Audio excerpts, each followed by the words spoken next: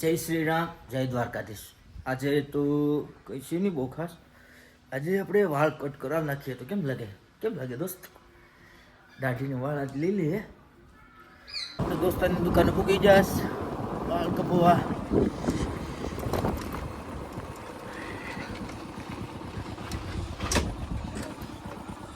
વનરાજભાઈની દુકાને આપણે આવી જશું.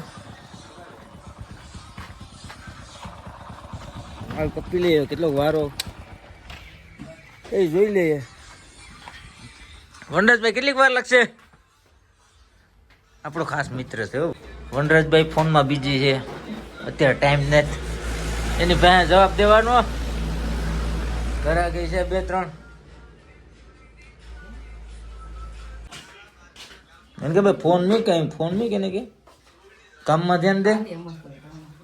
શું કે બસ વનરાજભાઈ કામ કરે, આપણે ઘડી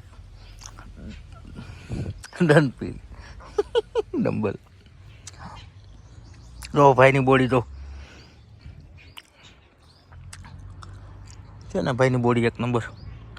હલો, ફાઇનલી આપણો વારો આવી ગયો ભાઈ. વનરાજભાઈ ફાઇનલી આપણો વારો તો લઈ લીધો. વનરાજભાઈ હોમ થિયેટર ચાલુ કરો ને. કસાત હા ભાઈ, હાલો.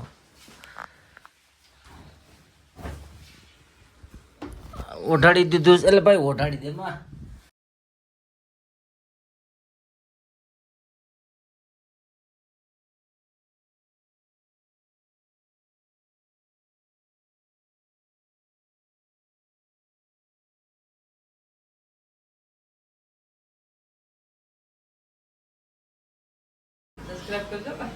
હલો, ફાઇનલી આપણે હેર કટ થઈ ગયા છું. હેર કટ કેવા લઈ જાય કમેન્ટમાં જલ્દી જણાવજો ભાઈ. આજે ભાઈ ગાડી લઈ ગયો. આજે આપણે હાલીને વાડીએ જવું પડશે. કોઈ વાત નહીં, આ થોડુંક પેટું ઓછું થાય તો. વાડીએ જતો થતા આપણી માવા વાળી દુકાન આવી ગઈ. માવો લાવો, માવો લાવો. માવો ખવડાવી ગયો. પાસી બેન છે મારા. આપણા સબસ્ક્રાઇબર શીખાભાઈ આવી ગયા. શીખાભાઈ, એ શીખાભાઈ, આપણા મેન સબસ્ક્રાઇબર શીખાભાઈ. હલો, વાડીએ જતા ગાડી મળી ગઈ. હલો, સબસ્ક્રાઇબર મળી જતી આપણે લઈ જાવ વાડીએ. આપણે વાડીએ લેતો જાય રીકાભાઈ. ભૂપતભાઈ ને કામ કરે જો, હમણાં લગ્ન છે ભૂપતભાઈ ના. આવી જા સોમનાથ ફરીને.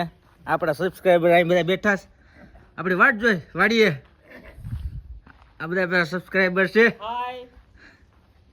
ઘેર આવ્યો તો અહીંયા ટાબરિયા રમેશ જોતો, ટાબરિયા રમેશ થી મળીશું આવતા બ્લોગમાં. જય શ્રી રામ, જય દ્વારકાધીશ.